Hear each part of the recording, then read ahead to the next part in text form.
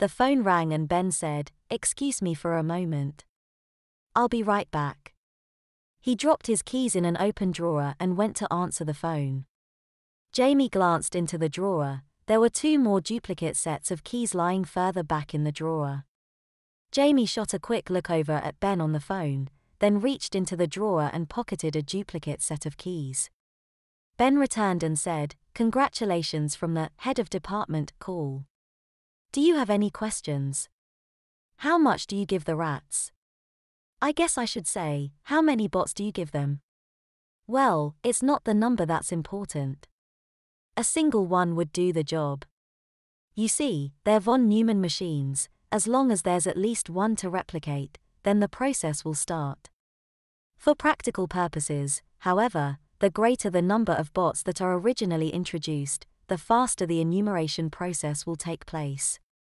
When we give an injection to the rats, we introduce approximately 100,000 bots. About 100th the cc of solution. The head of department wants to talk to me. Shall we go?" Jamie nodded and led the way out of the lab with a smile on his face. He had seen the means of his reprieve. Later that night, Jamie returned to the lab and searched for the bots. After searching through all the cabinets, he decided to try the refrigerator in the office. He discovered that the refrigerator was protected by a tubular lock similar to those found on pay telephones. Fortunately, one of the keys on the spare set fit the lock on the refrigerator. When he opened the refrigerator, he found it was filled with wire racks full of glass tubes. He looked and saw the bots were in rubber stoppered tubes sitting upright in the wire racks. He located a 10 ml syringe and filled it from one of the tubes marked Bot Stage 3 Final Ver. Series 731" and injected 5 ml into his antecubital vein. He replaced the tube and the keys, then turned out the lights and left the lab, locking the door behind him. Friday morning, Jamie woke up feeling as bad as ever. He got dressed and made a cup of coffee before going to the university. The bots haven't had time to do anything yet. Give them time, he thought. He dragged through the day, then went home and fell asleep on the couch waiting for Mary to come home.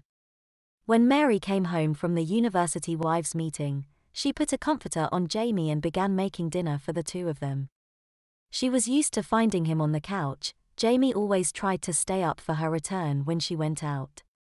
He was extremely jealous and wanted her to spend all of her time at home. The only way she could get out of the house was to go to a wives' meeting. Jamie gave her the distinct impression that he thought that she would step out on him if she had the chance. He'd wait for her so she could tell him where she'd been when she got back. She had begun to go to the university wives' meetings so that she'd have witnesses to where she'd been and what she'd done.